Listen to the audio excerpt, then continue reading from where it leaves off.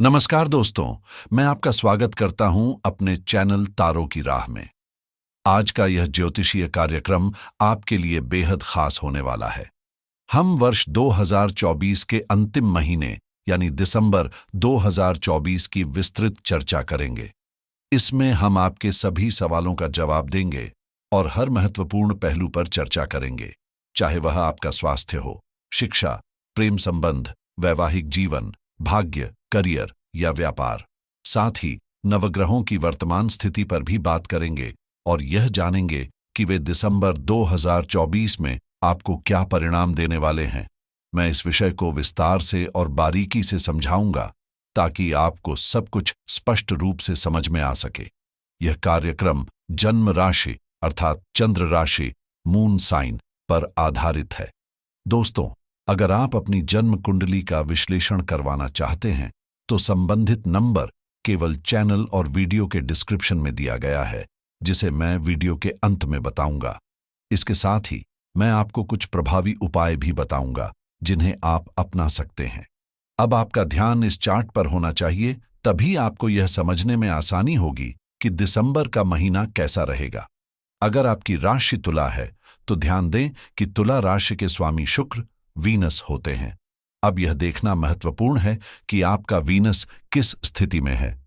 आपके 9th house में Venus स्थित है। जी हां, 9th हाउस में वीनस है, 10वें हाउस में शनि विराजमान है, 11वें हाउस में राहु की स्थिति है, जबकि आपके 1st हाउस में गुरु बृहस्पति मौजूद हैं, 3rd हाउस में मंगल और 5th हाउस में केतु का प्रभाव है। 7th हाउस में सूर्य के साथ बुध भी विराजमान है। अब सबसे पहले आपके स्वास्थ्य पर नजर डालते हैं। जैसा कि मैंने पहले बताया था, दिसंबर का महीना आपके स्वास्थ्य के लिहाज से कैसा रहेगा, यह जानने के लिए हम सबसे पहले 1st हाउस के लॉर्ड वीनस पर ध्यान देते हैं।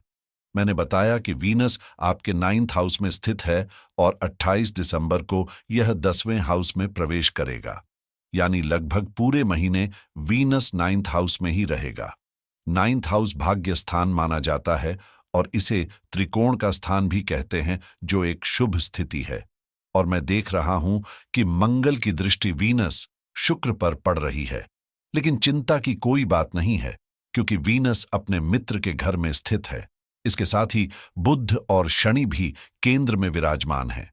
शनि, वीनस और बुध तीनों प्रमुख ग्रह केंद्र में स्थित हैं, जिससे आपके स्वास्थ्य की स्थिति बेहतर बनी रहेगी। किसी भी तरह की चिंता की आवश्यकता नहीं है। इससे पहले वीनस अष्टम भाव में धनु राशि में थे। अगर पहले आपके स्वास्थ्य को लेकर कोई चिंता थी, जैसे इम्यूनिटी में कमी या अन्य समस्याएं थीं, तो दिसंबर का महीना आपके लिए सुधार लेकर आएगा। आपकी इम्यूनिटी मजबूत होगी और स्वास्थ्य में सुधार देखने को मिलेगा। अब बात करते हैं पढ़ाई की। विद्यार्थियों के लिए दिसंबर का महीना कैसा रहेगा? 5th भाव, जो शिक्षा और विद्यार्थियों से संबंधित होता है, उसकी स्थिति पर चर्चा करेंगे। 5th भाव मुख्य रूप से पढ़ाई और शिक्षा का कारक होता है। जैसा कि हम जानते हैं, हर हाउस का अलग अलग कारक तत्व होता है। 5th भाव में इस समय केतु स्थित है। वहीं 5th भाव का स्वामी बुध 7th भाव में सूर्य के साथ विराजमान है। यह स्थिति केंद्र में बुध की उपस्थिति को दर्शाती है। बुध का दिसंबर में कोई राशि परिवर्तन नहीं हो रहा है, जबकि सूर्य का परिवर्तन देखने को मिलेगा। अब बात करें केतु की, जो 5th भाव में स्थित हैं। केतु का स्वभाव डिटैचमेंट, विरक्तता का होता है। जिस भी हाउस में केतु विराजमान होते हैं, वहां एक तरह का डिटैचमेंट यानी असंतोष या डिसैटिस्फैक्शन ला सकते हैं। अतृप्त ग्रह होने के कारण केतु 5th भाव में छात्रों के मन को विचलित कर सकता है, जिससे पढ़ाई में एकाग्रता की कमी महसूस हो सकती है। इसीलिए छात्रों को दिसंबर के महीने में पढ़ाई पर ध्यान केंद्रित रखने के लिए अतिरिक्त प्रयास करने की आवश्यकता होगी। केतु को माइंडलेस ग्रह कहा जाता है, जिसका अर्थ है कि यह ग्रह मानसिक अतृप्ति या असंतोष का कारक है। इसका प्रभाव पढ़ाई से डिटैचमेंट यानी दूरी महसूस करवा सकता है। उदाहरण के लिए, यदि आप बीकॉम, एमबीए, पीएचडी या किसी अन्य कोर्स की पढ़ाई कर रहे हैं, तो केतु का प्रभाव आपको कभी-कभी असंतोष या निराशा का अनुभव करवा सकता है।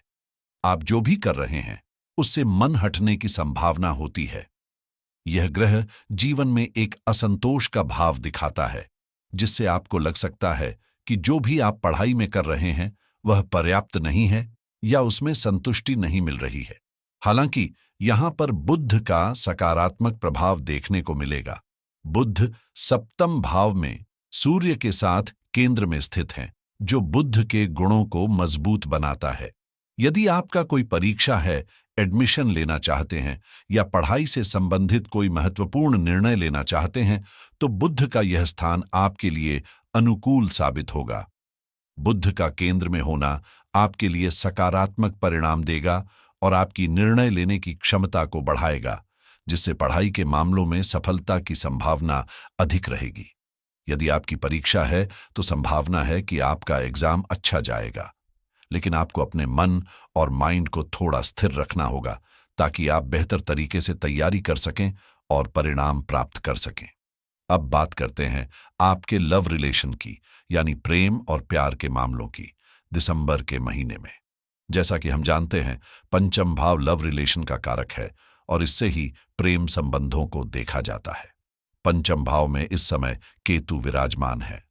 मैंने पहले भी बताया कि केतु का स्वभाव डिटैचमेंट यानी विरक्तता का होता है। केतु का पंचम भाव में होना आपके प्रेम संबंधों में कभी कभी एक प्रकार की दूरी या डिटैचमेंट का भाव ला सकता है। इससे अपेक्षाएं बहुत अधिक हो सकती हैं, लेकिन आपको ऐसा महसूस हो सकता है कि वे पूरी नहीं हो रही हैं। आपकी अपेक्षाएं प्रेम संबंध में अधिक होंगी, लेकिन केतु की उपस्थिति के कारण इन अपेक्षाओं का पूरी तरह से फुलफिल होना कठिन हो सकता है।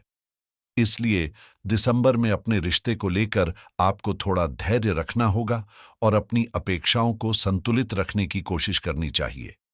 इससे आप अपने रिश्ते को बेहतर तरीके से समझ सकेंगे और किसी भी निराशा से बच पाएंगे। केतु का प्रभाव अक्सर ऐसा होता है कि यह उम्मीदों को कमजोर कर देता है और भावनाओं में एक तरह की फीलिंगलेस या निराशा का भाव ला सकता है। मैं आपको एक प्रैक्टिकल अनुभव बता रहा हूं कि केतु प्रेम संबंधों में अक्सर संदेह और असुरक्षा की भावना को बढ़ावा देता है। इससे मन में अनावश्यक शंकाएं और डिसैटिस्फैक्शन पैदा हो सकते हैं। इसलिए मैं आपको सलाह दूंगा कि अपने मन से इन फालतू के डाउट्स और शंकाओं को दूर करें और रिश्ते में आपसी तालमेल बनाए रखें। यदि ऐसा नहीं किया तो केतु की वजह से कुछ परेशानियां और असहमति का सामना करना पड़ सकता है। हालांकि बुध का केंद्र में होना एक अच्छा संकेत है, जिससे इस महीने मिलने जुलने के अवसर बढ़ेंगे और आपसी संवाद बेहतर होगा। यह स्थिति आपके लिए सकारात्मक रहेगी, लेकिन ध्यान रखें कि पुरानी बातों को बीच में न लाएं। यदि आप पुरानी बातों पर चर्चा करते हैं तो विवाद या फाइट्स होने की संभावना अधिक रहती है। इसलिए बेहतर होगा कि आप वर्तमान मुद्दों पर ही ध्यान केंद्रित करें और मिलकर चीजों को स्पष्ट करते हुए आगे बढ़ें। दिसंबर के महीने में यदि हम वैवाहिक जीवन की बात करें तो सप्तम भाव, सेवंथ हाउस, इसका कारक होता है।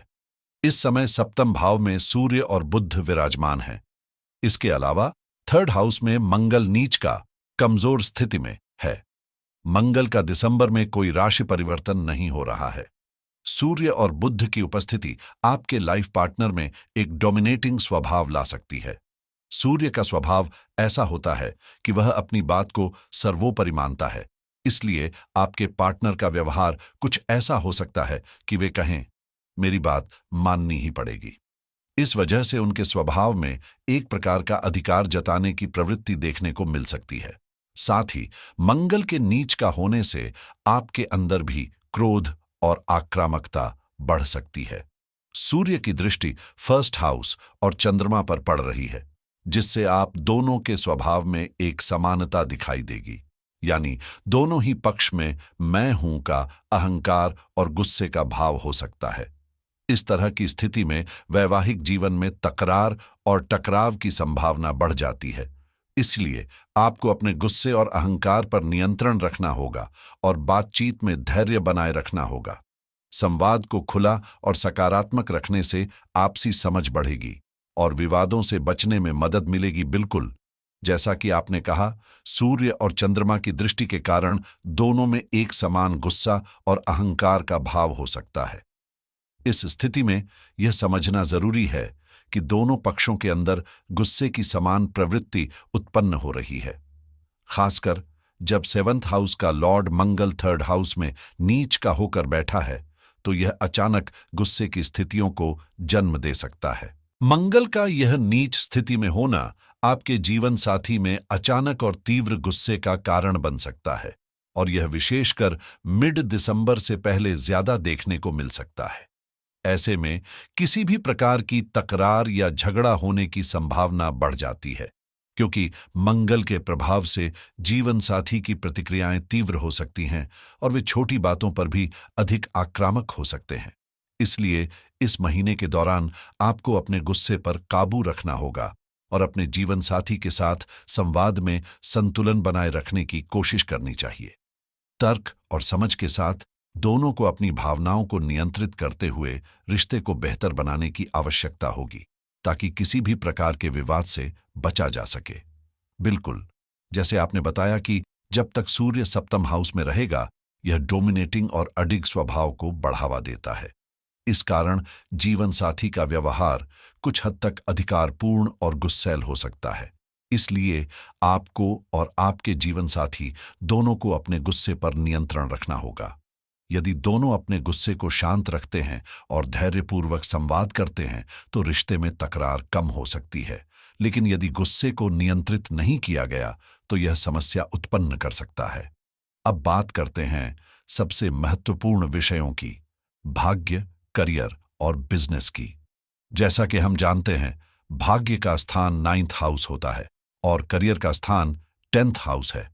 भाग्य के स्वामी शनि इस समय 10वें हाउस में स्थित हैं, जो अत्यधिक शुभ और सकारात्मक स्थिति है।